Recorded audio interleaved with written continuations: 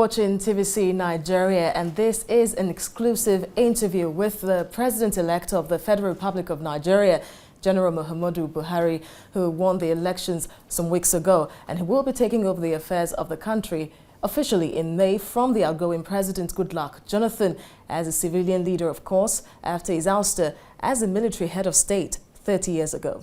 First of all, congratulations to you, Your Excellency. Thank you very much. Right now, you had vowed never to go into politics in Nigeria. You did.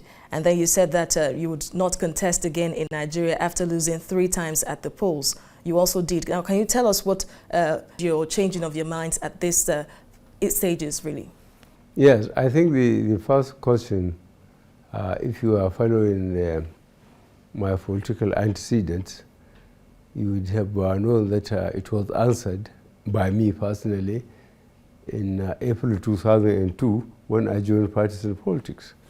On that date, I said that all myself and all those that were close to me, if were asked a year ago, that means even there 2000, whether I would be into partisan politics, I would say no.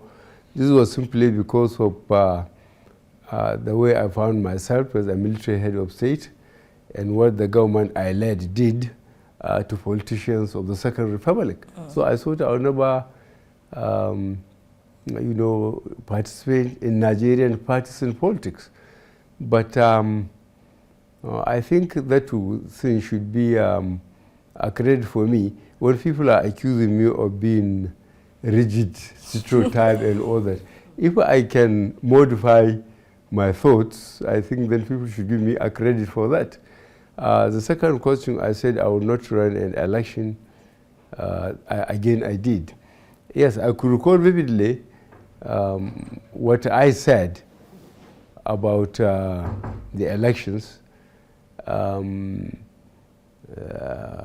I said that was the last time I will present myself as a candidate. But I said clearly that I will remain in partisan politics. And I have answered this question so many times to your colleagues that people from states and both politicians and non-politicians came and said that I cannot say that I will not participate. Since I said I will remain in partisan politics, then it is my party that will decide what to do. And I agreed.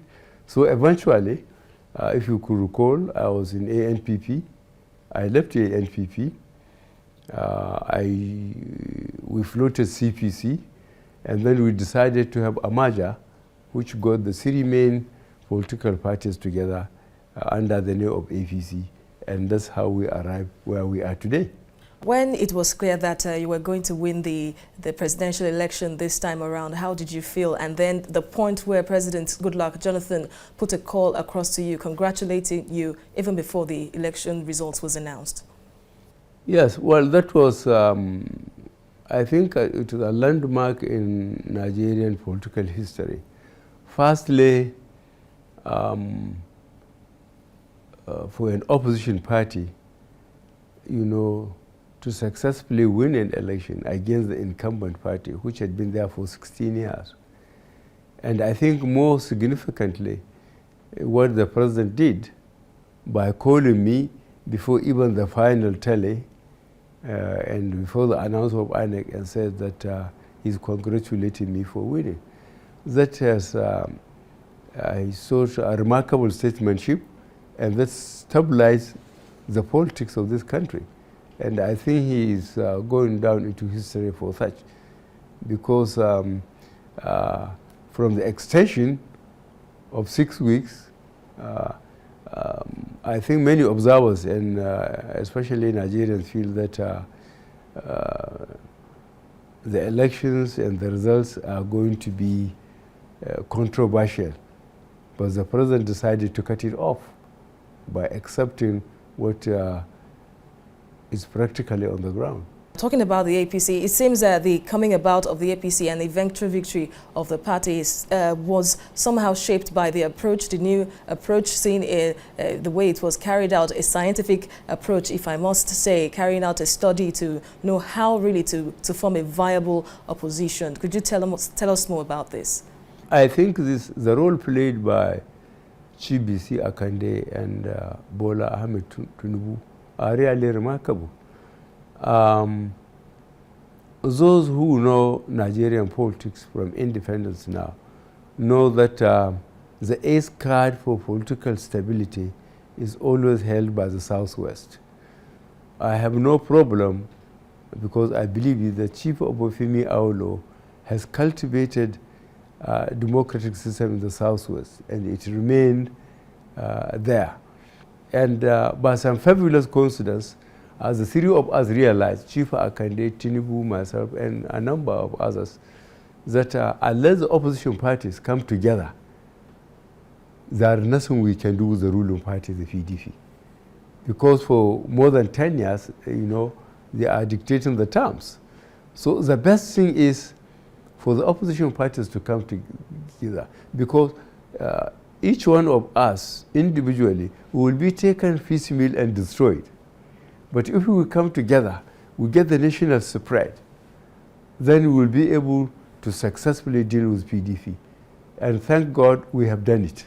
There is mass exodus of PDP members to the APC, which many Nigerians somehow are becoming worried, saying that it's gradually giving the APC an image of an old wine in a new bottle. Are you not worried that this could affect the vision of the APC?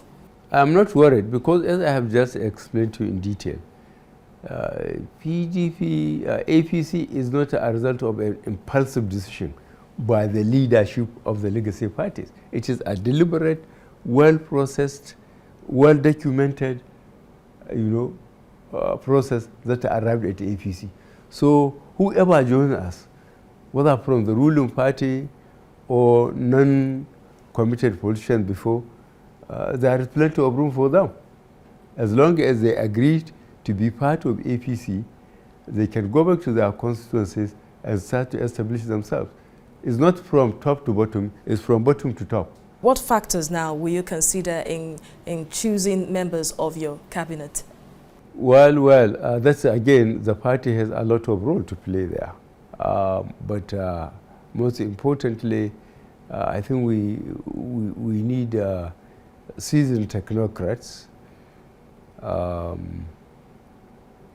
people of professional and personal integrity. There is so much mudslinging and accurate and inaccurate accusations of how corruption has eaten deep into the Nigerian system. We cannot afford to make a mistake. Those people who have been identified as incompetent and of doubtful personal and professional integrity, I don't think they will get a role into the cabinet of the APC. Now, you sold the change message to Nigerians and they bought it by voting you into office. Now, many Nigerians now, really, your supporters, they see you as a magician, sort of, expecting you to wave your magic wand and start making things happen once you get into office. Now, how soon can Nigeria start seeing visible results of the change message? I think from 1st of June this year, when we are sworn in, from the processes of picking ministers, as you said, then people will know that we are living to our manifesto's commitment. And I will ask the Nigerian political observers to please study our manifesto. It is not a Bible or the Quran, because you can't change the Quran. Whatever is there, you take it or you leave it. The same thing with most of the part of the Bible. So our manifesto was made by very, very experienced Nigerians. They took several months to arrive at it, but it's subject to modification. As soon as we are in government, we will highly respect the role of the other two tiers of government, the legislature, and the judiciary. So whatever we said in our manifesto, people must accept the fact that we have to modify certain things according to the law and the constitution of the country. All right, Professor Tam David West, the former petroleum minister, said that your government, once you get into power, that you would reduce the petroleum price to 40 naira per litre, that it's possible and that Nigerians should look forward to that. Can you please confirm if so? Well, he said it, I didn't say it. So why should you hold me to ransom about what he said? But having said that, he has been Minister of Petroleum under me, so he knows the industry and he's keeping himself up to date. And I have my own idea about this subsidy or non-subsidy. Mine is based on facts which were available to Tom David West and those that are interested in our prospection and development of our petroleum industry. For petrol to cost so much in Nigeria relative to other countries, how I wish Nigerians could articulate their representations and present it to the government. Because from what I know, the prospection and development of Nigerian petroleum industry was largely financed by Nigeria in terms of Nigeria's percentage of shares in the prospection and development companies. I can understand Nigerian to pay the cost at filling station should be the cost of a barrel from the wellhead, the type of crude, transportation to the refinery, the cost of refining, the cost of transportation from the refinery to the filling stations. And then we look hard at the economy. I mean the cost of the economy itself internally in Nigeria, and then the cost of fuel outside, so that we don't make our fuel too cheap, you know, to encourage smuggling and other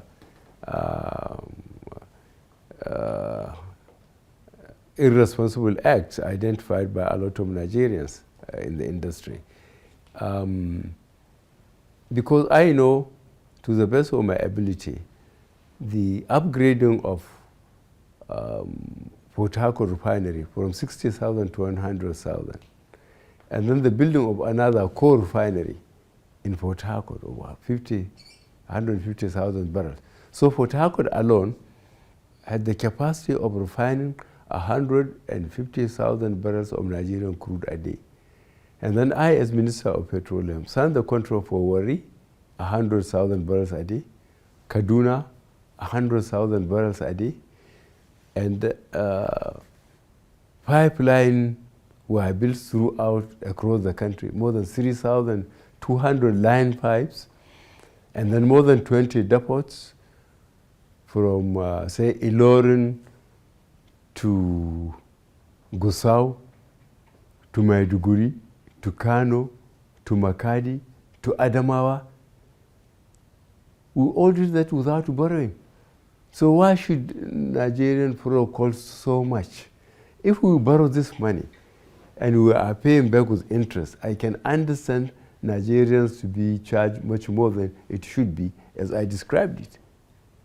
So in other words, are you saying that it's possible the price of petrol pegged at 87 naira per litre now could reduce when you get to office? We will look at it. It is going to be difficult. The reason is this. Virtually the infrastructure has been destroyed by neglect, by PDP. Even when we were working then, when the refineries were working, when there is maintenance, turnaround maintenance they call it, where refineries are closed and then they are maintained according to specifications by the manufacturers. Nigerians hardly know it. Why? Because the people that are in charge for prospection and development in Nigeria have got refineries all over the world. All we have to do is sit down with them. We are going to get so many thousands of Nigerian type of barrels that will yield so much petrol, so much kerosene, so much diesel, you go and refine it and you bring it for us, we pay you money for transportation. Nigeria could hardly know that refineries are closed. But what PDP governments have done are to kill the refineries, allow the pipelines to be destroyed by saboteurs, and refuse to maintain the depots and so on. So the petroleum industry is in such a mess, just like the rest of the economy, that I cannot promise magic, as you put in magic wand. I don't think I have got that magic wand. Are there plans to revive the refineries and even build new ones under your government? I think that's the most sensible thing to do. One of our problems is lack of employment. Here we are as a country, and in our most important industry, petroleum, people who are trained, petroleum engineers, gas, civil for pipelines, for structures, thousands of Nigerians are employed. And then you allow a percentage of another set of terrible Nigerians, to destroy this infrastructure, to make people unemployed, to make the rest of Nigeria pay so much for the products that God gave them, that they put infrastructure on the ground, they refine it, they distribute it. They allow a corrupt party within 16 years to destroy that vital economy, along with others. The good old NEPA and Power Holding Company of Nigeria have been sold. Now those who bought them, we have to study what have they done with them. At the time, the government said it voted 7 billion naira for that conference. ASU was on strike. I think this government has capacity for wrong priorities. We just have to block all loopholes, how people siphon public funds.